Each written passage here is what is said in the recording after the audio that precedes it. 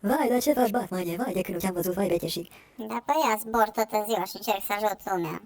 Aha, Și acum am probleme foarte mari, că e scumpă benzina, motorina și astea și mi-e trebuie combustibil ca să pot zbura.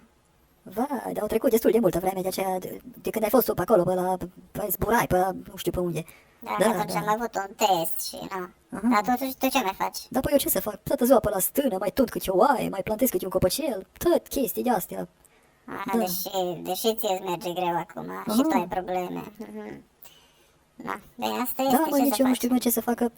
Toată ziua mă uit la televizor, dar văd numai prostii, mă, nu mai știu ce să fac. păi Trebuie să așa faci e. ceva, mă, pentru țara asta, trebuie să, nu știu, să cureți lumea de chestiile astea, mă, ce se întâmplă, mă, hai de capul meu, mă. Dar eu încerc, mă, dar Da, știi mă, da, cum mă, e. vai, ai, dar ceva se întâmplă, mă, cu țara asta, mă, deci, nu știu, e foarte greu, mă, muncesc toată ziua, tu doi și, ai, dar ceva nu-i bine, mă, nu, Păi nu trăiești bine, mă, de bine, pe zi pe alta, dar mă. până la urmă ți-ai luat mașina sau încă nu ți-ai luat? Nu, mă, nu mi-am luat nicio mașină, mă duc cu bicicleta și cu, mi-a dat un copil, mi-a dat cum îi zice, la beche și cu cela, o scutec de ăla, sau cum se numește, și mă duc cu el până oraș, atâta numai. Dar vine câte unul mă claxonează ca disperat, du-te-mă mai repede, dar nu pot, mă, nu pot. Dar și eu am probleme foarte mari în trafic, că știi cum e la mine, un zbor în aer, vine și mă lovește, mă lovesc avioanele. Da, mă, deci, pe cuvântul meu, e foarte greu, da. E greu, na, asta este, așa e în trafic, din ce în ce mai greu.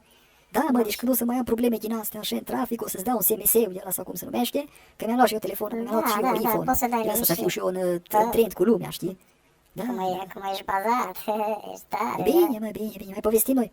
Bine, Zoro, na, trebuie să mă duc și eu acum, că mă așteaptă, știi cum e, natura și lumea, să mai ajut, să mai încerc să mai ajut, bine. Nu știu, păi...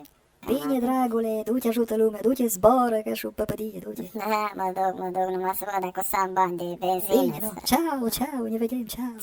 Ceau, ne vedem cu bine, ceau.